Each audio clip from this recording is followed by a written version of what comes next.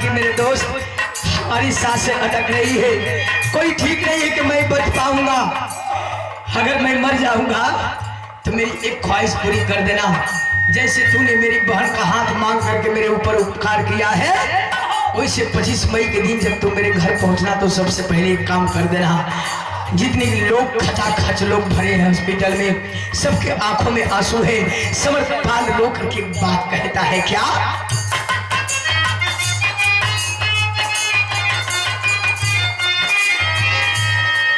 अरे पहले सुमन का दिहा मंगिया सजाई हो,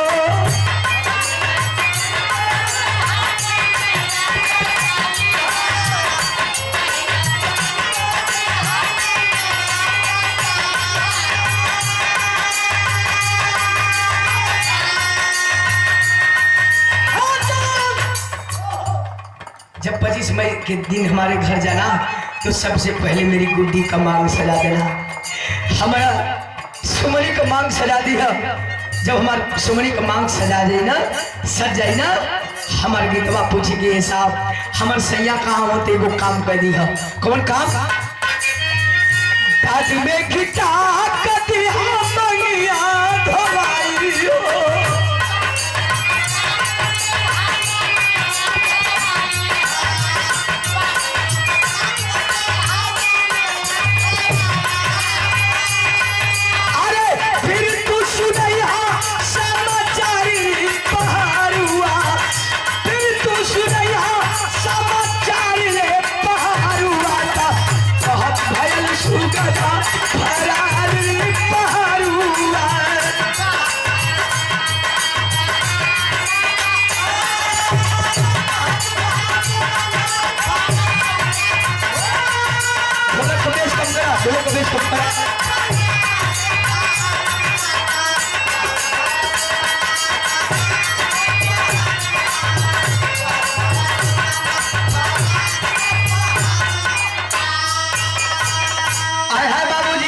इतना ही कहते कहते समरपाल की सांसें रुक गई। गोद में लिया है, गर्दन गोद में लिया है और रो रहा है कि बारे मालिक की कौन दिन दिखावत हुआ, कौन मुंह लेके जाई और सुमन का मांग सजाई और गीता बहन का मांग धोई। इतना ही कह करके रो रहा है। क्या रो रहा है मास्टर त्रिश भागवत जी?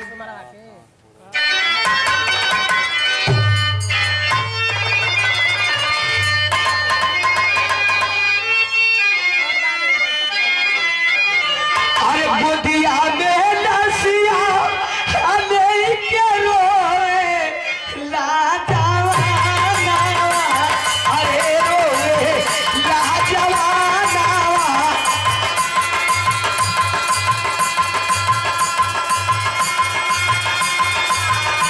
गोदिया में लसिया नहीं के रोए लाजवाना, अरे रोए लाजवाना, कैसे के जाइबू ससुराल दुलेरा किया हो हमारे।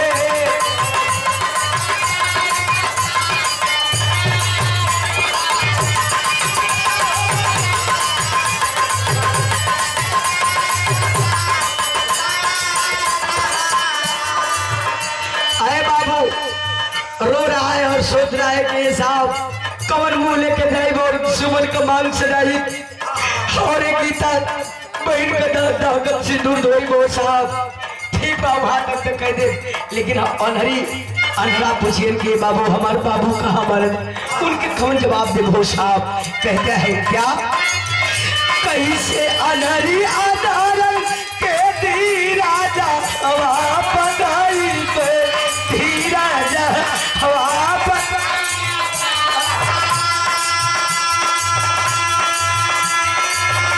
कैसे अनहरी आधारन के धी राजा हवा बधाई बे, धी राजा हवा बधाई बे हो, कैसे धोई बे मनिया चटिका किया हो हमारे।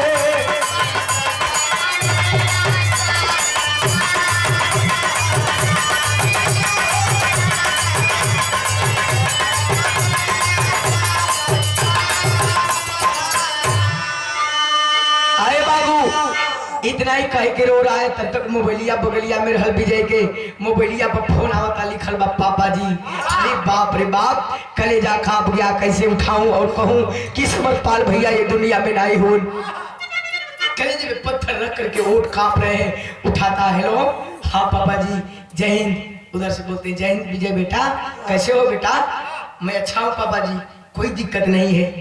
कल किए बाबू तो हर 3 दिन बियाह बचल अला नहीं, सारा इंतजाम गाड़ी घोड़ा बाजा सब कुछ कह दिले ही, बस तोहरे के कपड़ा ना बन पावल। बारे मेरे देश के जवान बड़े शांत और स्वभाव में कह रहा है पिताजी हमारे कपड़े का चिंता मत करिए, हम अपने लिए कपड़ा बनवा लिए हैं। क्या मेरी एक ख्वाहिश पूरा कर सकते हैं? एक मेरी बात मानिएगा।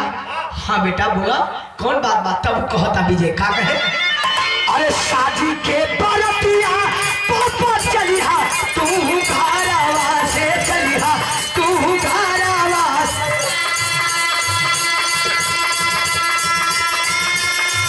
अरे साजी के बरतिया पापा चलिया, तू घरवा से चलिया, तू घरवा से। बाहर बाहर आई तू ससुराल दुएरा, क्या हो हमारे।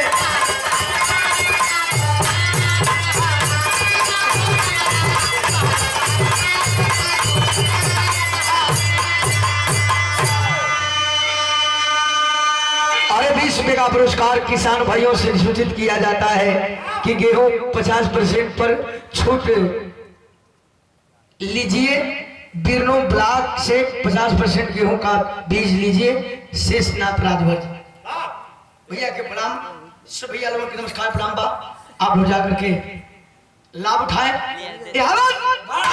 कल इसके बाबूजी एक काम करिएगा, हम के आवे में अगर देरी हो जाई तो घरे से बारात सजा के बिशुनपुरा पहुंची, हम बड़े बार आ जाई। कल के ठीक बा बेटा, जैसन तुहार मर्जी होके आए है बाबूजी वही होता है।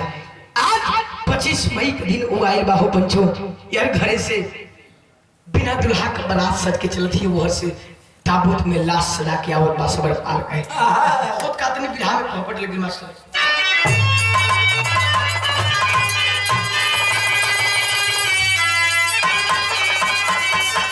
अरे सजा के सपना बाबू, सजा के सपना जो है भी मनवा मनवा व्याकुल बा। अरे बैठी जो है सैया के अवनवा मनवा व्याकुल बा।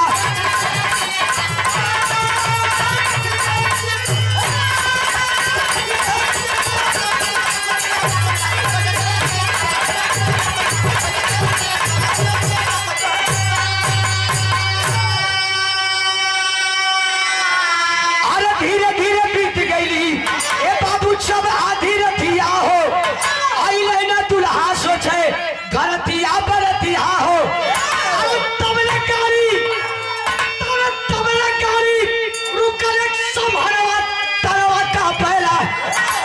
अरे पैसा की ले उतला विजय जवानवा मनवा व्याकुल बा।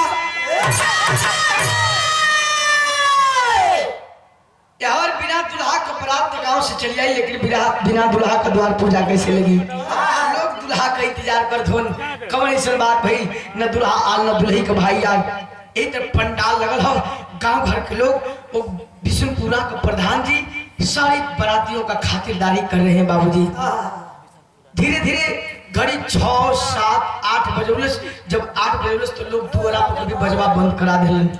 जौन दुआरा पर बजवा बजत रहल बढ़िया भैया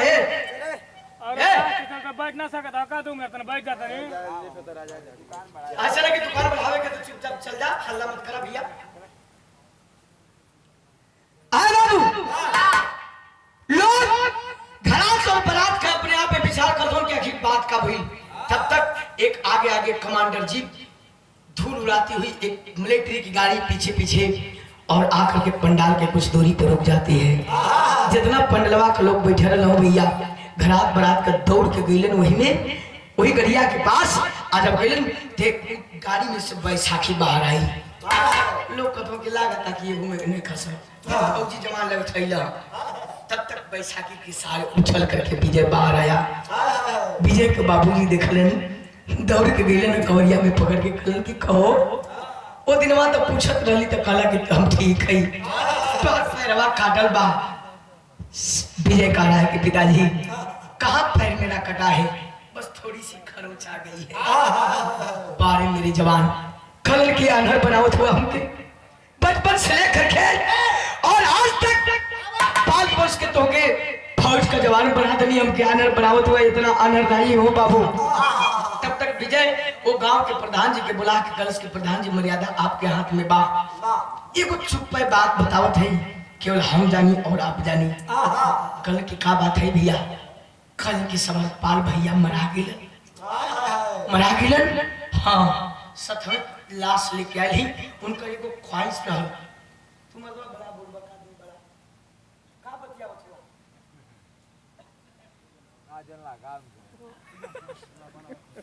आया बाबू। कलश की एगो साहब को ख्वाहिश रहा कि उनके बहन का मांग सजाए साहब। बस इलाज के राज रह दिया। प्रधान जी कलेजा पर हाथ रख के कहलन कि कैसे जाए के कहो कि तोहर बेटवा अपने बिटिया के बियाह कैला, लेकिन करना तो पड़ेगा। दरवाजे पे मर्यादा है, इज्जत है, इसको पार तो लगाना है। गलन घरे कहलन की माई होए को काम कर लो तो हाथ दमादा करून उनका पैर एक्सीडेंट में कट गिल बा। समरपाल के दवाई लेके गाड़ी छूट गई। उस पिछली गाड़ी से आवत हम बियाह का मुहूर्त निकल जाता, जल्दी से बियाह पैदा। अब बियाह के बाद अब धीरे धीरे बियाह होता, लोग प्रधान जी के बात मान के बियाह करावत हम। तो बियाह में आल्हा लगी भैया।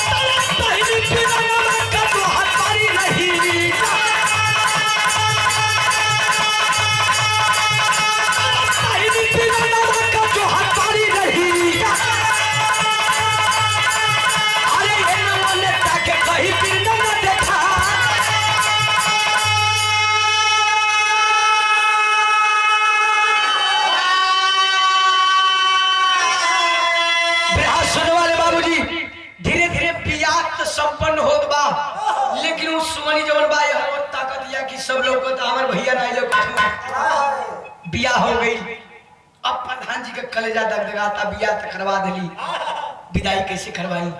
धीरे धीरे सवेरा होखे लागल, पाँव फाटे लगल। अब प्रधान जी का कलेजा फाटता। अब कल का करी, धीरे धीरे अगना में पहुंचलन। माई वही मारो का बांस पकड़ के बैठ के रो थी। सब हाल हमारे लाल नहीं कवरे सन कसूरो मन सो गई कि जवने के बदला चुकावत हो। प्रधान जी गिले खल माई खा रहो थो। अरे तुम्हार बचवा कोनो बच्चा ना हुन, वतन के सिपाही हुन। आवते वही बस कल की कहो प्रधान जी तो कहत लगी गरिया पिछे आवतिया वही से सुबह हो तो आज अभी तक हमार बचवा रही। आ तब तक इतने में बहनिया सुमनी घरवा में दौड़ ला गई। कल के प्रधान जी तोहार काला पे बियाह कर ली, लेकिन जब तक हमारे भैया ना आए तब तक डोली में ना बैठा। इतने प्रधान जी मौका पागे पगड़िया उतार के सुमन के पैरवा में रख दिल। कल की पगड़ी तू ना जे भी ससुराल तक काल के डेट में तेरे बाप और भाई के गांव जवार के लोग ताना मरी है क्यों कर भैया ने यार तो अगर बहनिया ससुराल ना गई तो अपने भाई और बाप के ताना सुनवावे चाहत हो कि मर्यादा रखा चाहत हो। अगर मर्यादा रखा चाहत हो तो झट्टे से भी होती चुनरी पहन की और विदा हो खा। भैया आई तो ससुर भी जाके भेंट करी है। वही फौजी बेहोती चुनरी पहरा करके अपने ननद सुमन के घरे से निकाला थी। तो 2 नंबर रथ मास्टर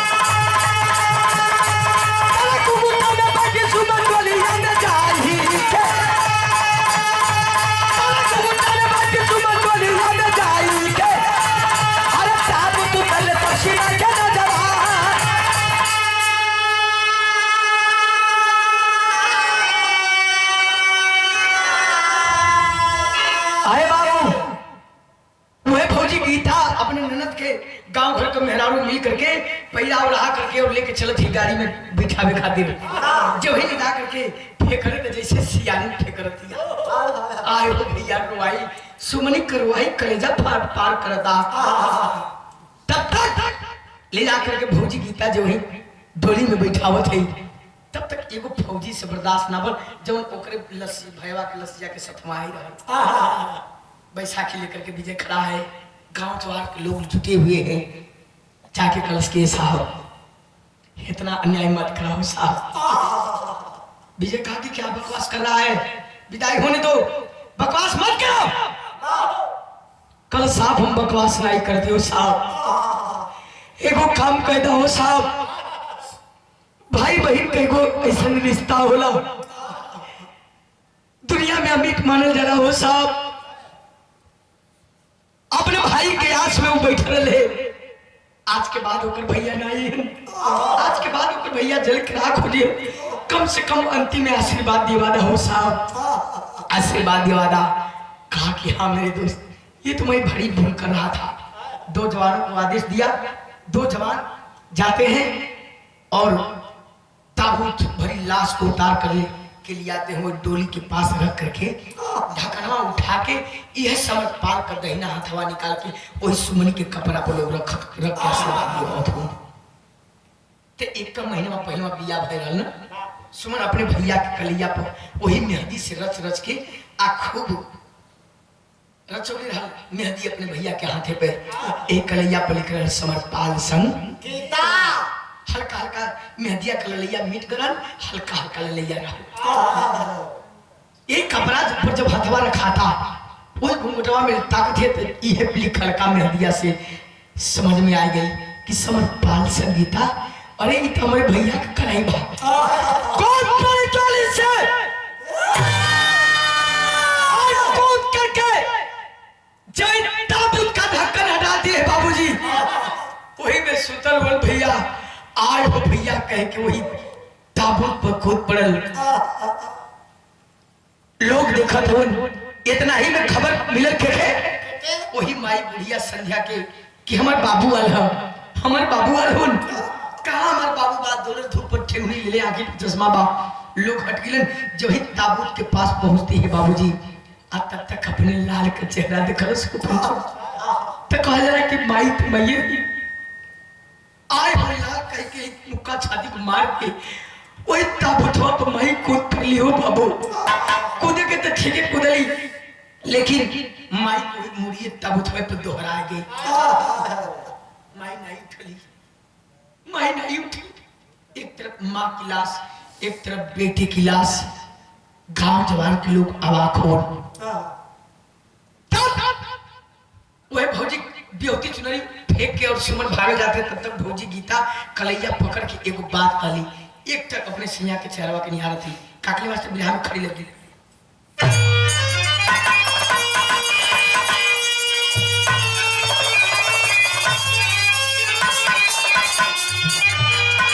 एगो लगा मास्टर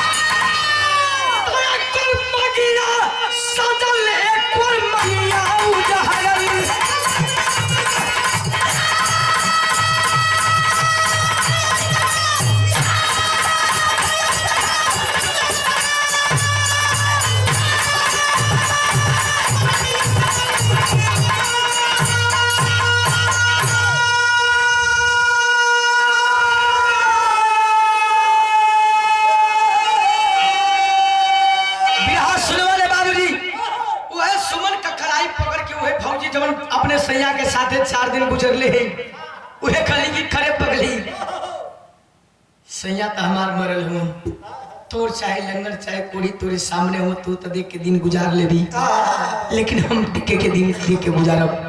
भौजी को बात कहे का कहे,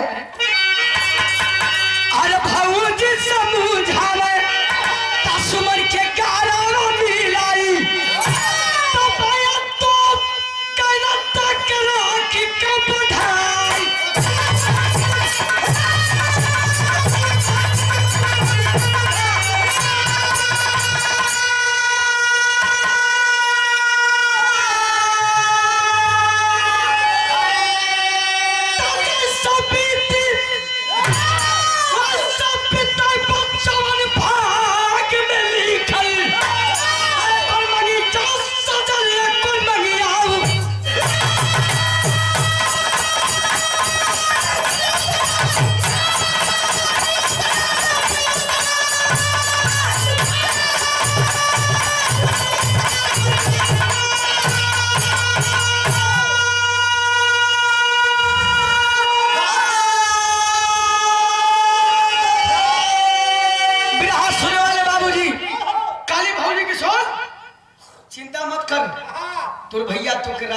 बधाई में देके गलो मनी तोहफा एगो बात रख, लेकिन 4 दिन के मुलाकात में तोर भैया एगो हमके तोहफा दिले हुन। जान जी का दिले हुन? सुन हम कैसन नारी है और तोहफा हमके का दिले हुन, बतावे का बतावे। अरे जी अब हम जो गाई अपने साजन के प्यार हो आते के गए बार सोन हम के उपहार।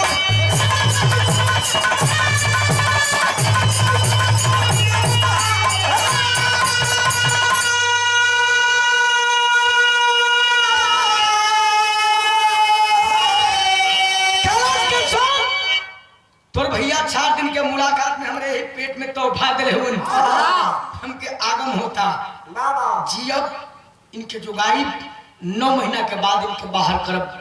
अगर बेटवा हो जिहन तो फिर फौजी बनाई, अगर बिटिया हो जिहन तो वीरांगना बना करके ससुर भेज दे। चल चिंता मत कर, तोर भाई का हर ख्वाहिश हम पूरा करब। नत को विदा कर देती है, ससुराल चल जाती है। वही गीता बाबूजी अपने पति और अपने सास का अर्थी सजाती है, 3 रंग तिरंगा लहरा करके पहुंचती है। कहा तमाई पे धड़क के स्मशान बाजारी कुर्बानी साजी कुर्बानी आऊ।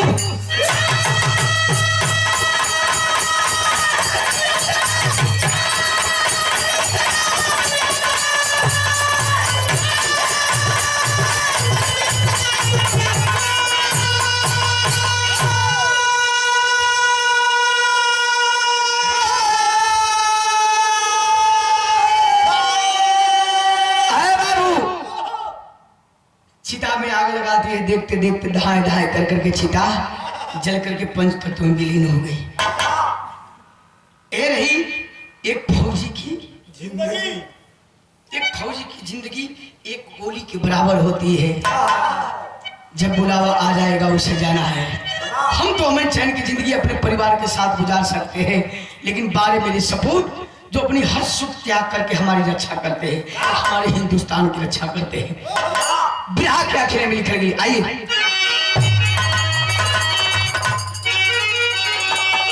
गुरु बिहारी पत्तू छेवर धन